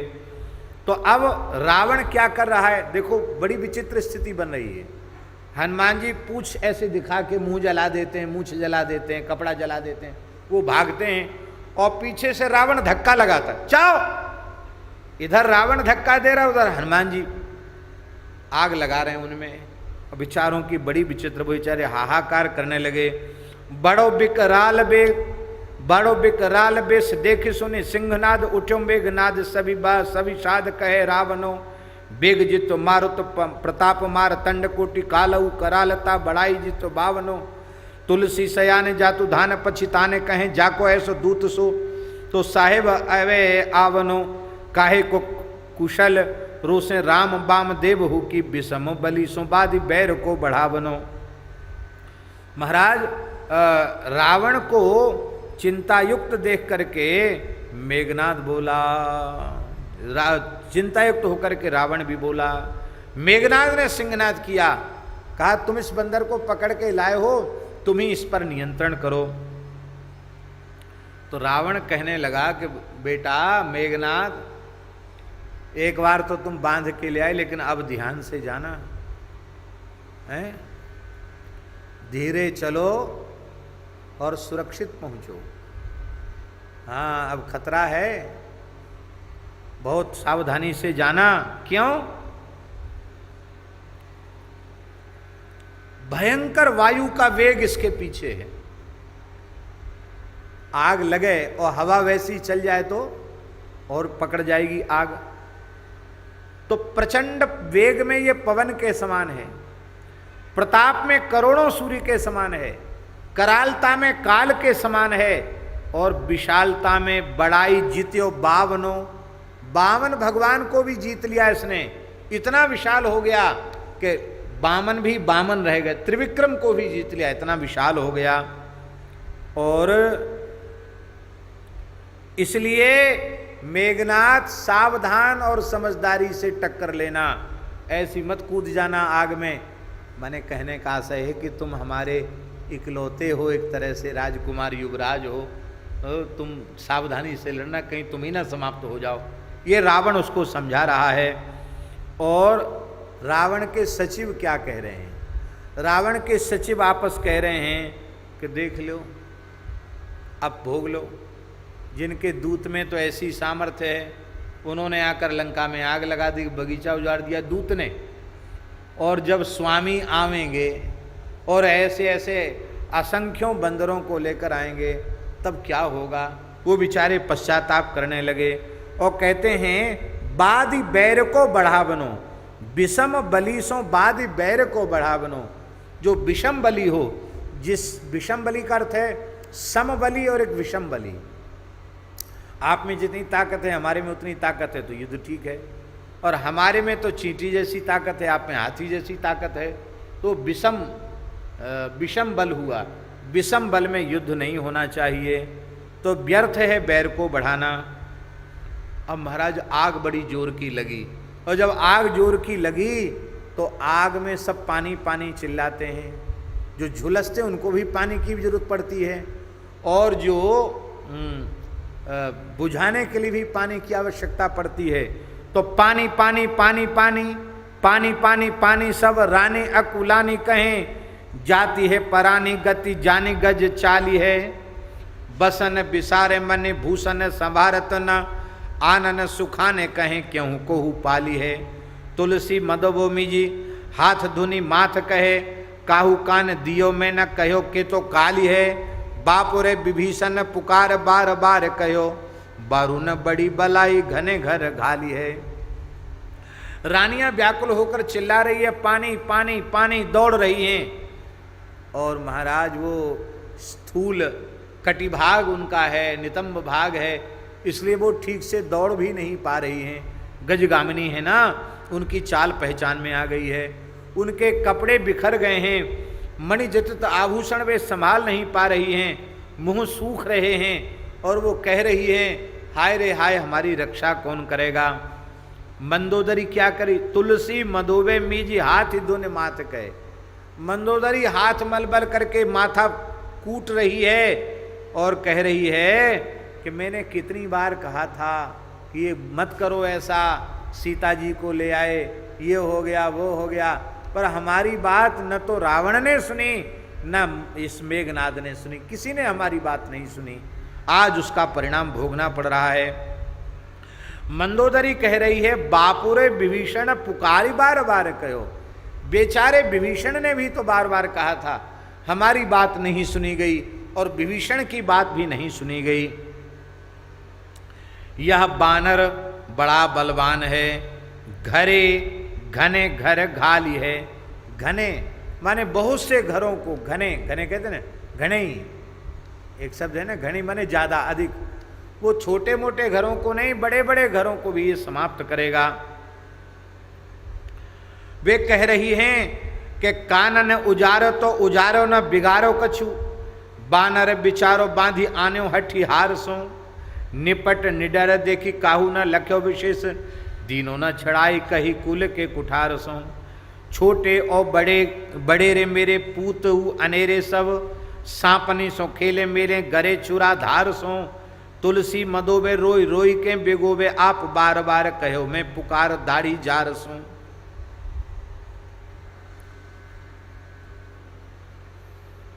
मंदोदरी कह रही है रो रो करके, मंदोदरी कह रही है, अरे भाई जब वन उजाड़ दिया था तो उजाड़ दिया था, अब परसों भयंकर तूफान आया, तमाम वृक्ष उजड़ गए तो उजड़ गए, अब क्या होता है, उजड़ गए, दोबारा लग जाएंगे, फिर दोबारा बगीचा लग जाता।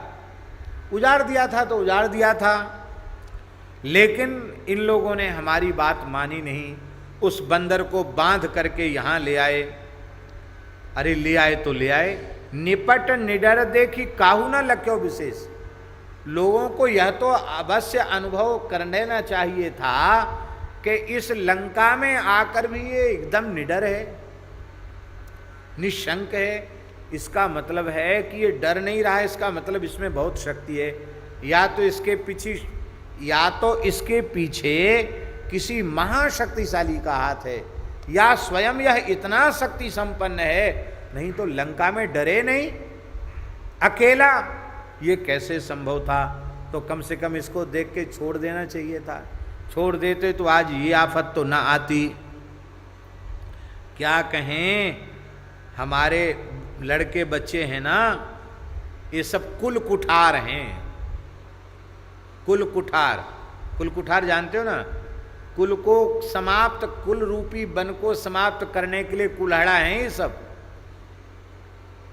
कुल नाशक हैं, कुल दीपक नहीं हैं। ये बड़े अन्यायी हैं, ये सांपों से खिलवाड़ करते हैं, छुरे की धार से खेलते हैं, अपने गर्दन में रखते हैं।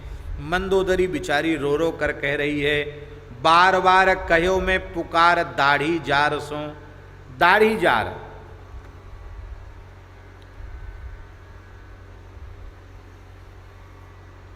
दाढ़ी जार, मेघनाथ को, रावण को दाढ़ी जार कह रही है मंदोदरी।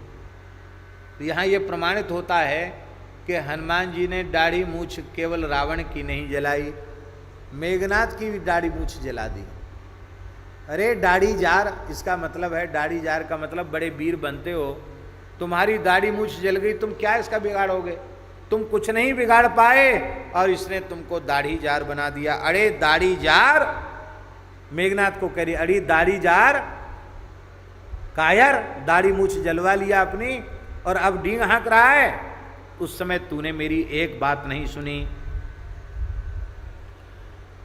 और श्री हनुमान जी बड़ी लीला कर रहे हैं। रानी अकुलानी सब ठाड़त परानी जाही सके न बिलोक बेस केसरी कुमार को मीज मीज हाथ धोने माथ दस माथ तिये तुलसी तिलो न भयो बाहिर आगार को सब अस बाब ठाड़ो मैं न काढ़ो तैन काढ़ो जिये की परी संवारे सहन भंडार को खीजत मदोबे सभी साध दे कि मेघनाथ भयो लुनियत सब याही दाढ़ी जार को। हनुमान जी का स्वरूप इतना विकराल है कि रानियां देख नहीं पा रही हैं, वे हाथ मलमल करके रो रही हैं, सिर धुन रही हैं, तिल भर भी वस्तु घर के बाहर उठाकर रख नहीं पाई। बाहर भीतर सब हनुमान जी ने अग्नि संस्कार कर दिया, सबका सब जल गया। और वो कहते रे तूने हमको नहीं निकाला, वो कहते रे तूने हमको नहीं निकाला, तू हमको छोड़ दिया, तू हमको छोड़ दिया। इस तरह से हल्ला मच रहा है। मेघनाथ को देख करके मंदोदरी को बहुत गुस्सा आता है और वो कह रही है इस दाढ़ी जार का बोया हुआ हम काट रहे हैं।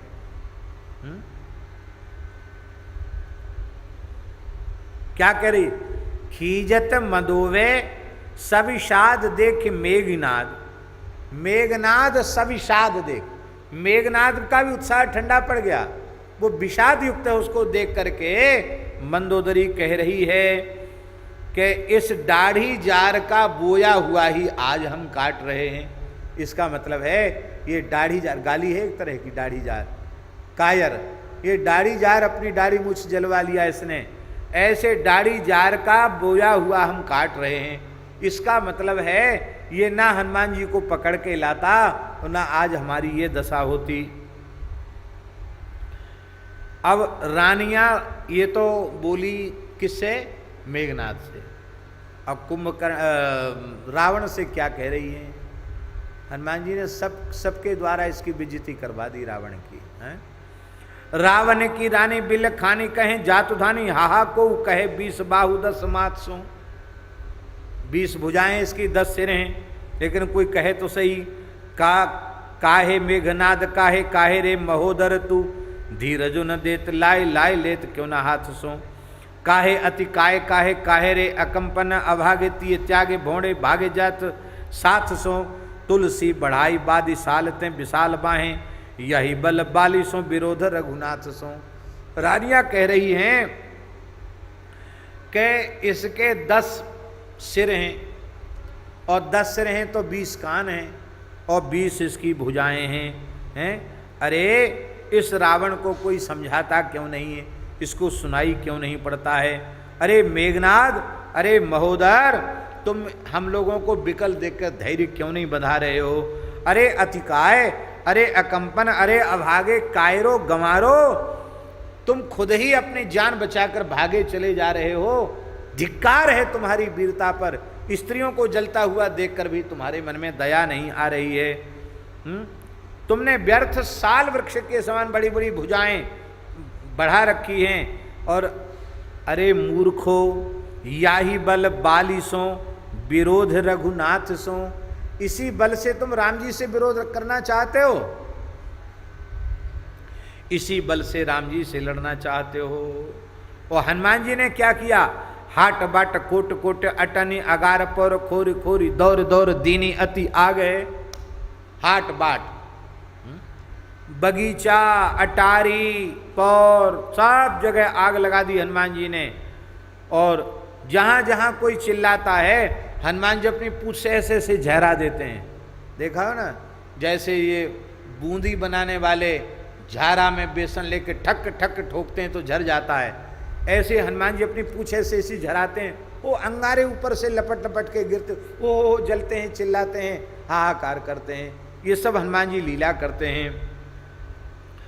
और अब तो महाराज राक्षसियां, जो लंका में एक बात है, लंका में लोग कहते हैं कि नर बानर आहारू हमारा। अब तो ऐसी दशा हो गई है, कहते भैया बंदर का चित्र भी लंका में मत रखना। अब बंदर का चित्र देख के भी कपड़े खराब हो जाएंगे। महाराज राक्षसियां बड़ी व्याकुल हो रही हैं। बोले अब तो ये राक्षस बंदरों के चित्र से भी नहीं भिड़ेंगे।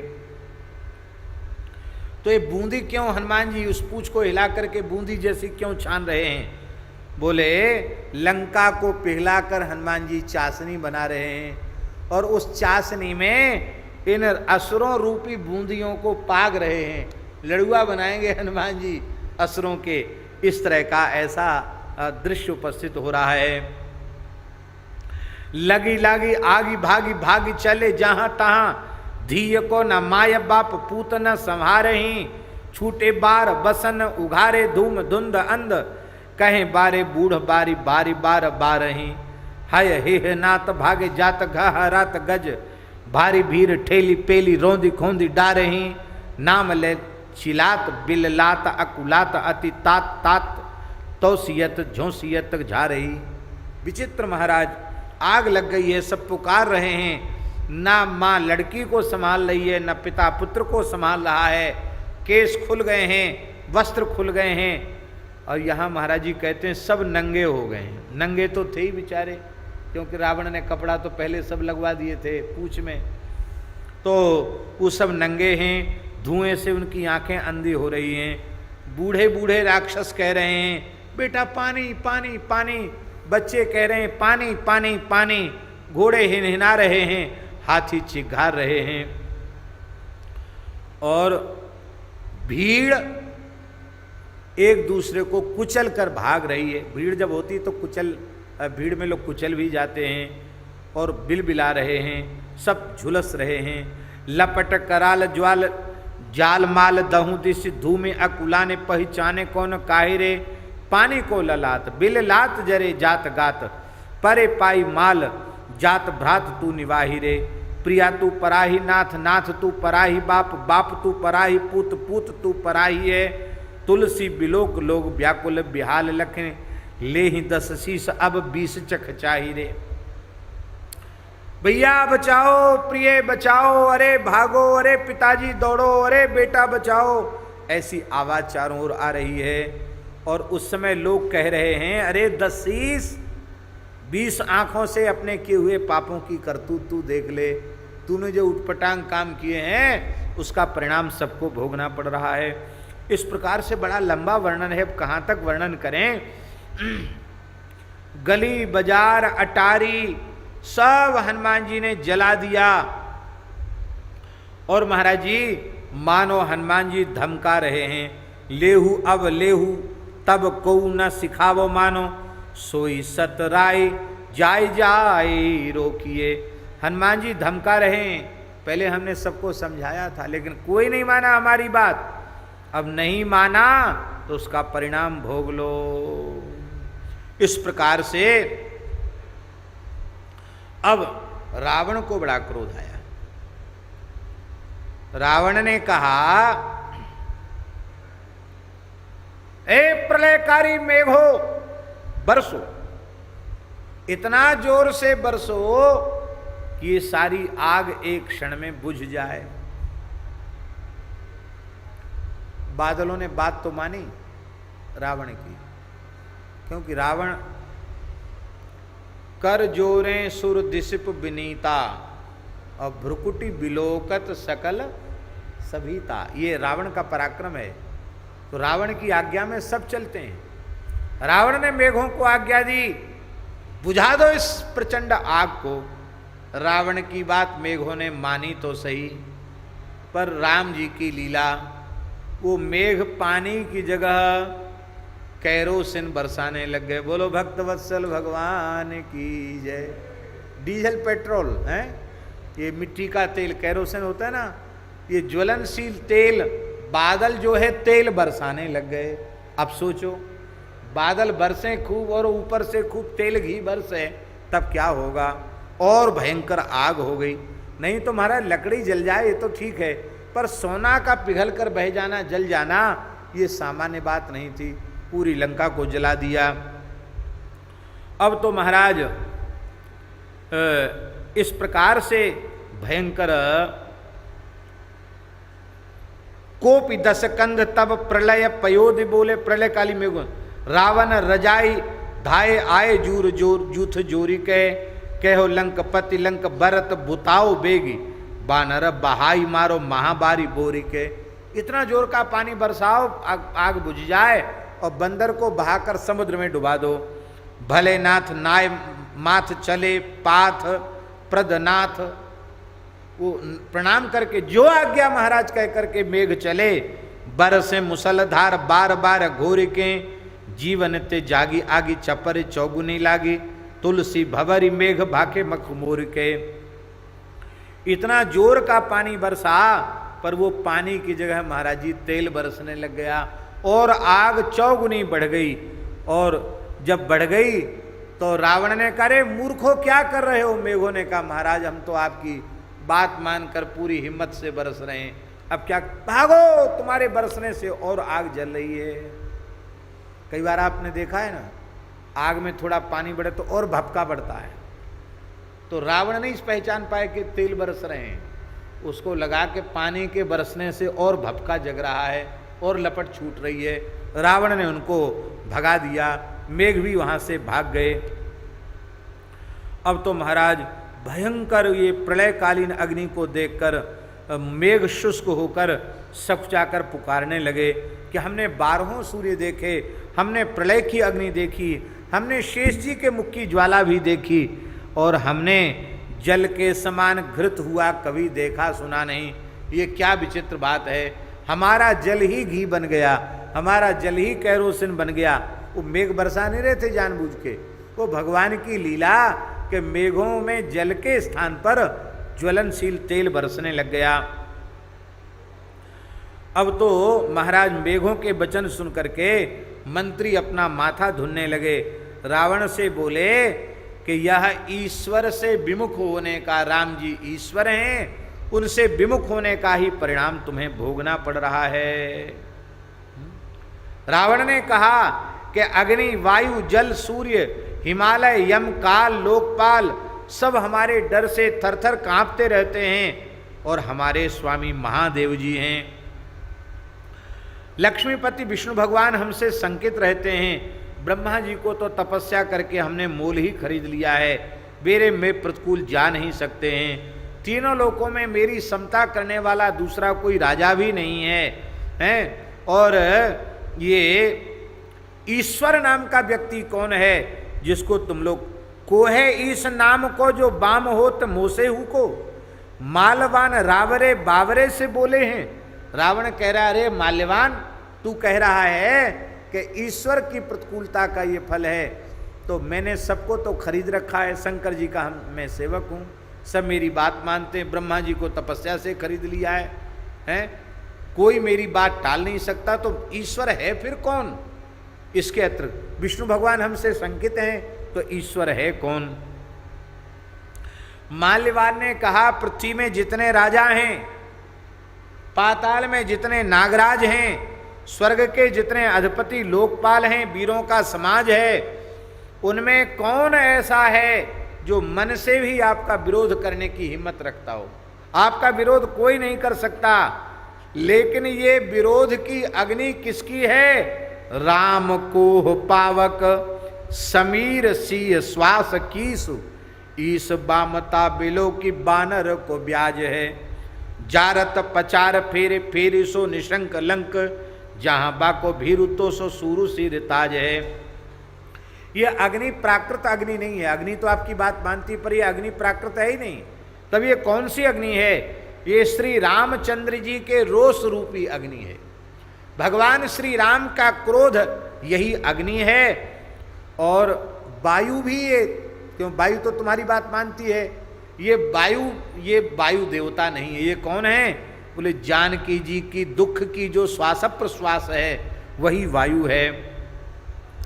और ये बानर क्या है? बोले ये बानर नहीं है, ये तुम्हारे अधर्म का चक्रवृद्धि ब्याज है, ये फल देने के लिए वह ईश्वर ही, और प्रतिकूलता का फल देने के लिए बानर तो बहाना मात्र है। इस प्रकार से देख लो, तुम स्वयं देख लो, तुम्हारी कुछ नहीं चल रही है और तुम्हारी लंका को जलाया जा रहा है। हनुमान जी महाराज क्या कर रहे हैं?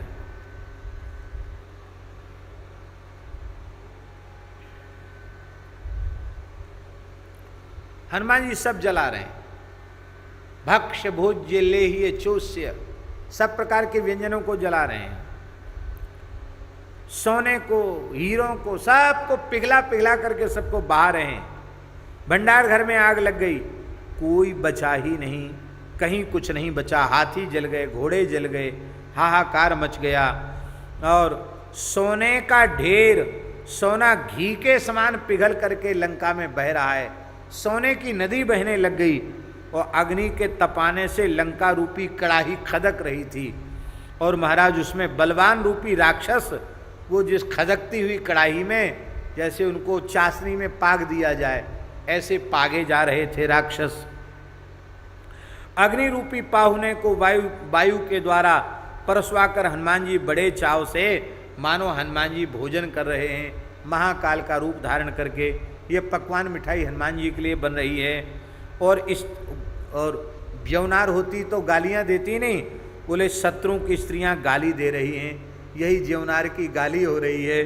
अरे पागल रावण, तूने रामचंद्र जी से बैर किया, उसी का दुष्परिणाम भोग ले। अब अंतिम छंद, बीच के छंद हमने जल्दी जल्दी केवल भाव भाव कह दिया। अंतिम छंद, रावण सो राज रोगी बाढ़त विराट उर। इस बात को विनय पत्रिका में गोस्वामी तुलसीदास जी ने कहा है, तो यथा समय हम उसको कहेंगे। बड़ी सुंदर बात। रावण सो राज रोग बाढ़त विराट उर, दिन दिन विकल सकल मुख सुख राक सो, नाना उपचार करी हारे सुर सिद्ध मुनि, होत न विशोक ओत पावे न मनाक सो।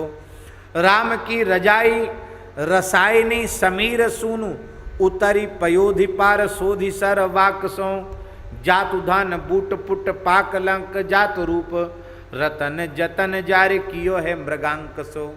बड़ा बढ़िया, क्या कहना गोस्वामी तुलसीदास जी का रूपक, बड़ा अद्भुत रूपक है।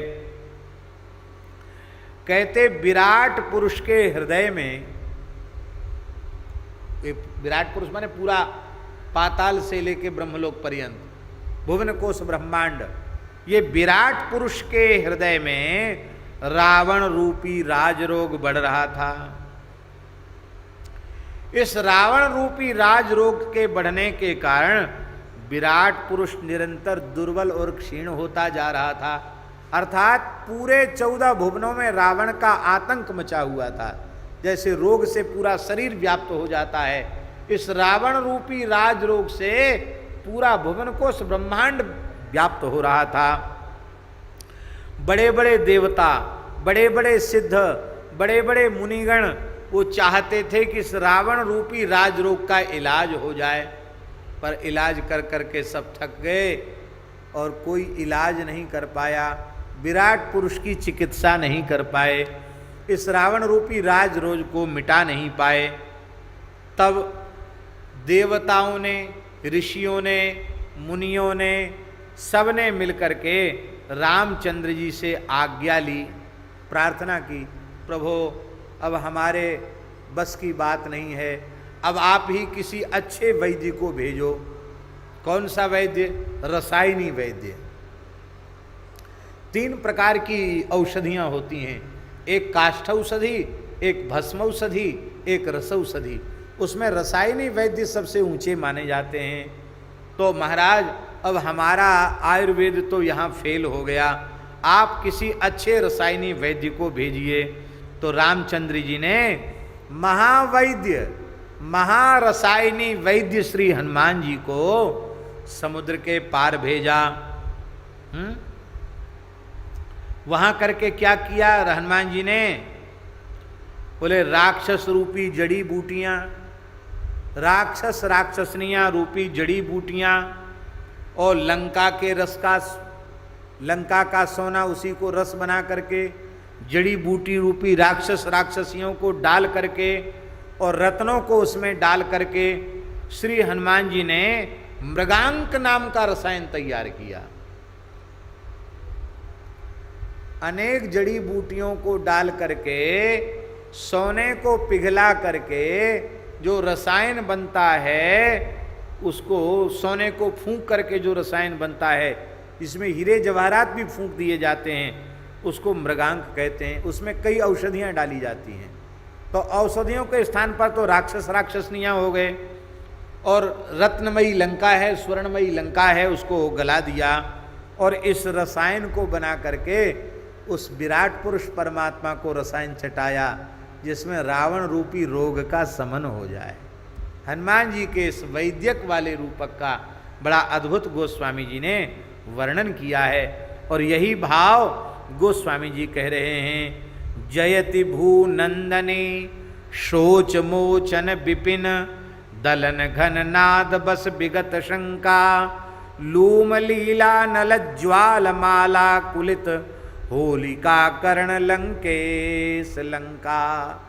अब ध्यान में आई बात, इतने पद्य की व्याख्या जल्दी जल्दी कवितावली के माध्यम से करी तब इतनी है, इतना अद्भुत उन्होंने वर्णन किया है।